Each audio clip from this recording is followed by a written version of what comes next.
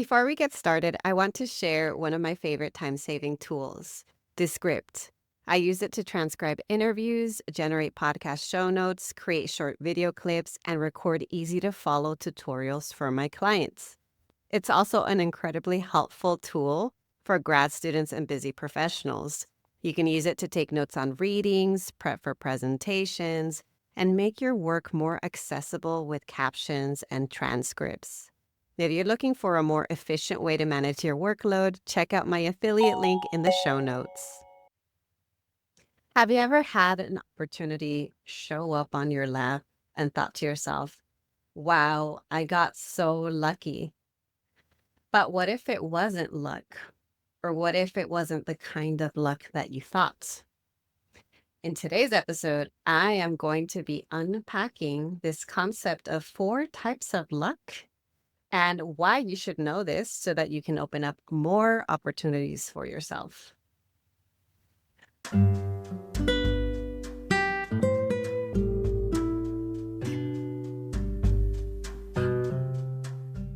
Welcome to the award-winning Grad School Femtoring Podcast, the place for first-gen BIPOCs to listen in on inclusive grad school stories and learn about personal development and productivity tips. This is Doctora Yvette Martinez-Vu, a certified coach, consultant, and author, and I will be serving as your femtor, providing you with insider knowledge to help you reach your personal and professional goals.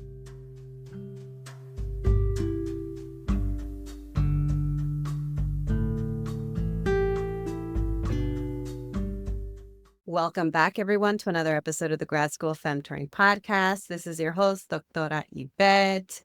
Like I mentioned in my intro, I'm going to be breaking down the 4 types of luck for you today and how you can use this information to position yourself to not just wait for luck to happen, but to actually create it for yourself and to hopefully open up more opportunities.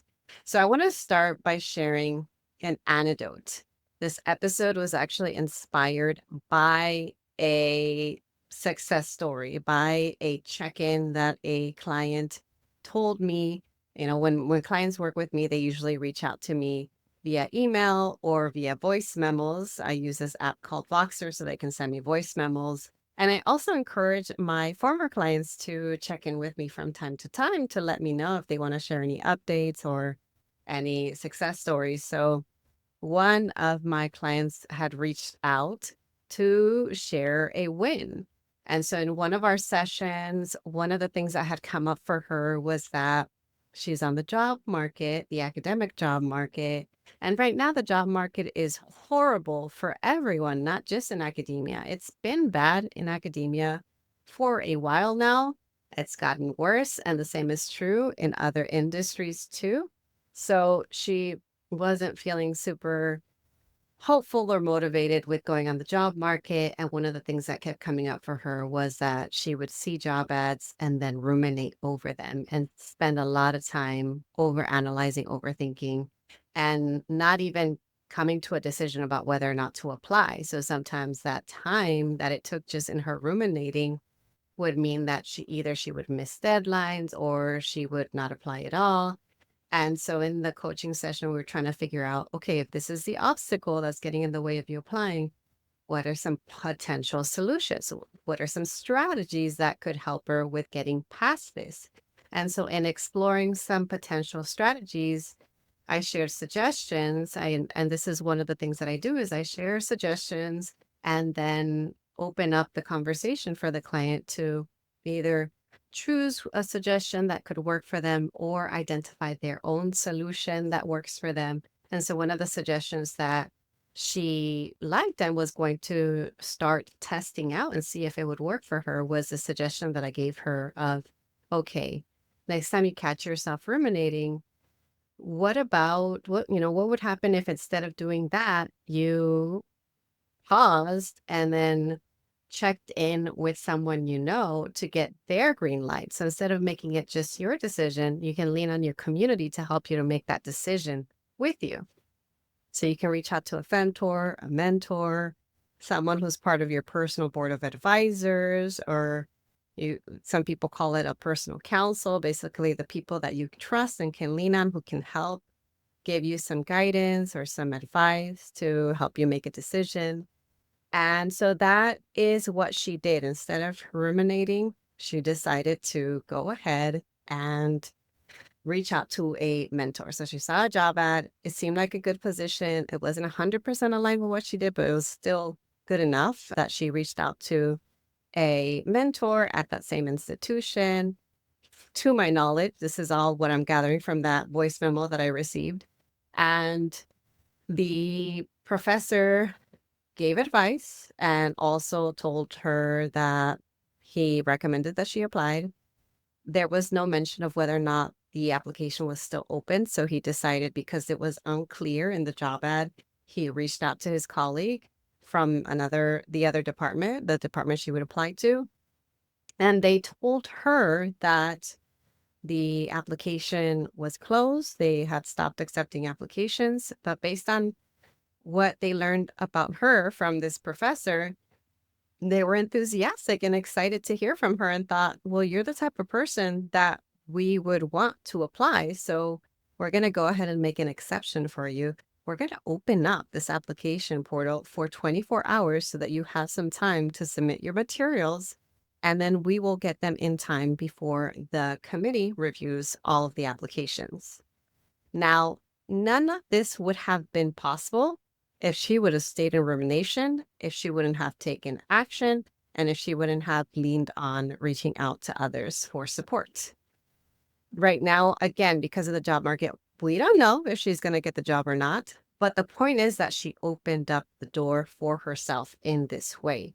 And when she sent me that voice memo, I thought, you know, what's interesting is that your example actually reminds me of this concept of the 4 types of luck. And I shared that with her, and it prompted me to think, hold up. This is a really useful concept that could be helpful for my podcast listeners too. And so let's get straight into what this concept is, this concept of the 4 types of luck. Before I get into it, I want to say I didn't come up with this. I want to credit the folks who came up with this. As far as I know, the first person to come up with this concept of 4 types of luck was Dr. James Austin, a neurologist and philosopher who introduced this idea in 1978. But more recently, and this is how I found out about it, it's been popularized by current entrepreneurs. These are individuals. The graphic that I saw where I first learned about it was a graphic that was attributed to Sahil Bloom and Sachin Ramjay. I hope I'm pronouncing their names right. So there was a graphic and it had their names and it included the 4 types of luck. And let me kind of describe what these 4 types of luck are. The first one is called blind luck. And let me just say, I don't like the word blind luck. I find it ableist. And so I actually wouldn't call it blind luck. I would call it luck from privilege. And this is the kind of luck that comes up based on things that are out of your control. This is what you're born into, what circumstances you're born into, what location, what socioeconomic status you're born into. Again, all the things that are completely out of your control. And to me, that means if you have more luck, you have more privilege, because privileges are things that we may or may not have control over. A good amount of them are things that we have no control over, like where we come from, what we look like, access to generational wealth, things like that. That's what comes to mind. So they call it blind luck, but for the purpose of this episode, I'm going to call it luck from privilege, or you could even call it uncontrolled luck. The second type of luck is luck from motion. That example I mentioned earlier, that is what I'm thinking about when I think about luck from motion. So luck from motion means that these are things that happen when you show up, when you reach out, when you connect, when you take action. Are you building a family or supporting someone who is? Want to feel empowered with knowledge about your health, especially during pregnancy and postpartum? You found your community. Hello, my name is Brittany. I am the host and the founder of the PVF Tribe, where our method is to assess, educate, advocate, and thrive. With over 10 years in healthcare and 5+ years as a group fitness instructor, I created Wednesday Wellness Debrief as a trusted educational resource. This wellness podcast dives into the 9 pillars of wellness with a special focus on maternal health.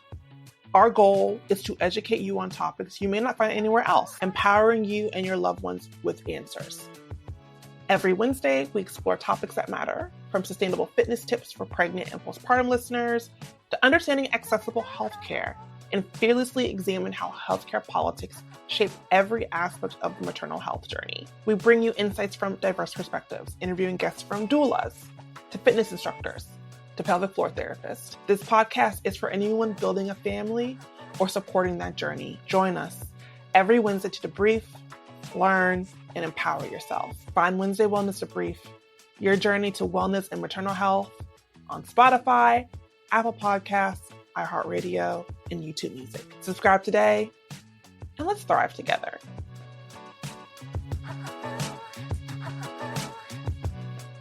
Then the third type of luck is luck from awareness. Again, the example I mentioned earlier is also tied to this, knowing what to do and when to do it.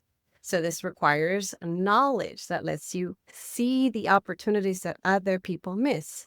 This podcast is all about demystifying the hidden curriculum. It's anti-gatekeeping. Why? I want to increase your luck from awareness. I want y'all to know better so you can do better, because I know that the more I've learned, the more I've grown, the more opportunities I've created for myself. And I only want that for you all too. So that's the third type of luck, luck from awareness. Now, the fourth type of luck is what they call luck from uniqueness. And this just means that you start to own and embrace what makes you stand out.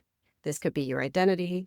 This could be your traits. This could be your particular strengths, the things that make you you. And in some cases, I would say even in the example that I mentioned, you could say it was a bit of luck from uniqueness, because knowing this individual, knowing her intersectional identities, so she's got identities at multiple sites of oppression, and knowing what she studies and how unique she is, as there are no people. Well, in her department, there are no people that look and sound like her, as far as I know, but there are very, very few people just in her field that look like her, sound like her, come from her background. So that makes her very unique. So this is what you want to hone in on, like what makes you you, what makes you stand out in a good way in your field, in your industry, etc. So now I wanted to introduce this concept to you because I think that you could take from it and use it and apply it in your own career and life. And so you could think about, okay, in what ways am I privileged? In what ways do I benefit from certain systems of power? And how can I lend that privilege to support others? I know I have educational privilege, and so I lend my privilege to support others through sharing, especially sharing through this podcast. So I share a lot of free resources on my social media, on my newsletter, on my podcast. So that's one of my, I guess, what they call blind luck. Again, we can call it luck from privilege or uncontrolled luck, is that I now have access to educational privilege. Now, think about for yourself, in what ways can you take action? In what ways can you let go of the outcome and focus on what you can do about certain things? So can you apply? Can you reach out to someone? Can you show up? How can you be more visible? And for this, actually, I want to mention just like a shout out and a nod to someone that I recently had an informational interview with. So just as an aside, just so you all know, I regularly have these informational interviews where individuals reach out to me because, I don't know, somehow they found out about me and became part of my ecosystem, either through my podcast, through a friend of a friend, etc. and they want to learn more about me, about my life, my career trajectory, because they too may be interested in either a career in academic affairs, like the work that I did, supporting their scholars, or they're interested in entrepreneurship, or they're interested in this area of supporting people with executive functioning skills and neurodivergence, or they're also in this grad admissions sphere. So folks will reach out to me. And I recently had an informational interview with someone who, if I remember correctly, found me last year and found me through an interview that I did with two professors who the podcast episode was about disability justice. And so since then, they've been listening to my podcast and reached out for an informational interview to learn more about entrepreneurship. And I thought to myself, wow, how amazing that they went out of their way to reach out to me to book this informational interview. And now we're connected. And now, if we can always stay in touch and support one another in some way, shape, or form. That is that luck from motion, luck from taking action. So not holding yourself back when you think, oh, I want to reach out to someone or someone's on my mind. I don't want to bother them. Go ahead and reach out. Now, with this luck from awareness, you can keep doing what you're doing. You're listening to this episode. You're finding ways to keep learning and growing. So you can build more experiences, you can build more knowledge, and over time, the more you learn, the more opportunities you'll discover that way.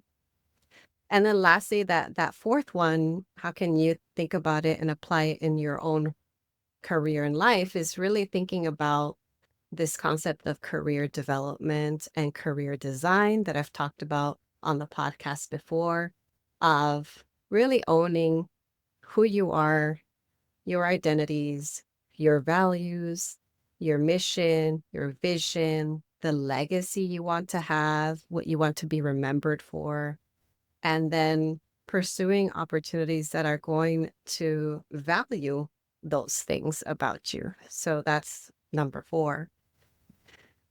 And I'm trying to think of like how I always like to share actionable tips of things that you can actually do now.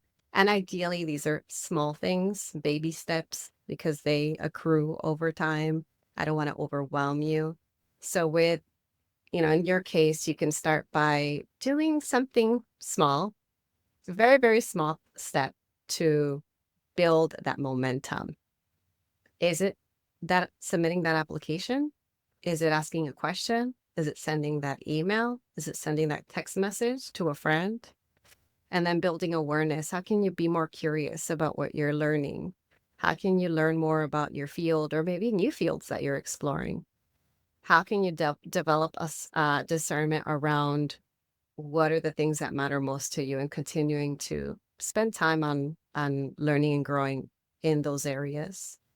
Also know what you value. So, and know what makes you valuable. So what is it about your background, about your lived experience that could attract more opportunities? In fact, that informational interview, that was a really incredible interview experience for me because I got to tap into someone who is also disabled, who also holds intersectional identities, who we could relate on multiple levels. And to me, that's valuable to tap into someone with these shared experiences. And then, of course, tap into your network, tap into your community, figure out who are your folks. That might mean creating a mentorship or femtorship map. That might mean just knowing who your people are, the folks you reach out to for advice and for, again, green lighting your decisions. If you're going to make a big decision, you're like, I'm not sure, I'm feeling uncertain, or even if you find yourself ruminating as well, maybe you can think to yourself, okay, this is my go-to person. I'm going to let them know and I'm going to ask for their thoughts about it. So I want to encourage that, asking for insight, asking for encouragement, asking for advice. And I guess just to close today's episode, I hope that you can reflect on which type of luck resonates most with you. Is it the blind luck, or what I'm calling luck from privilege? Is it luck from motion? Is it luck from awareness? Is it luck from uniqueness? Which one is new to you? And which one would you like to invite more of? I know for me, luck from motion and luck from awareness are incredibly important. I'm definitely still trying to tap into that luck from uniqueness because we're always, I feel like it's such an iterative process. We're always learning and growing about ourselves.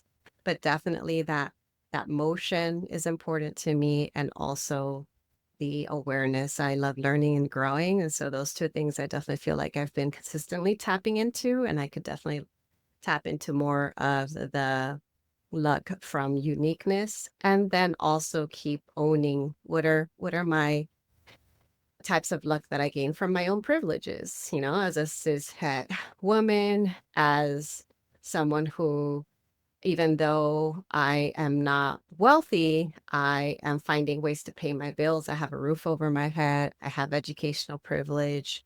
These are all things that, again, I can tap into and own and use to support others as well. So that's it for today. I hope, as always, that you found something valuable from this episode. Let me know if you did. Leave a comment on Spotify, leave a review on Apple Podcasts, shoot me a message, or if you're like my other listener, go ahead and book an informational interview. I love hearing from you all. And as always, I will talk to you all next time.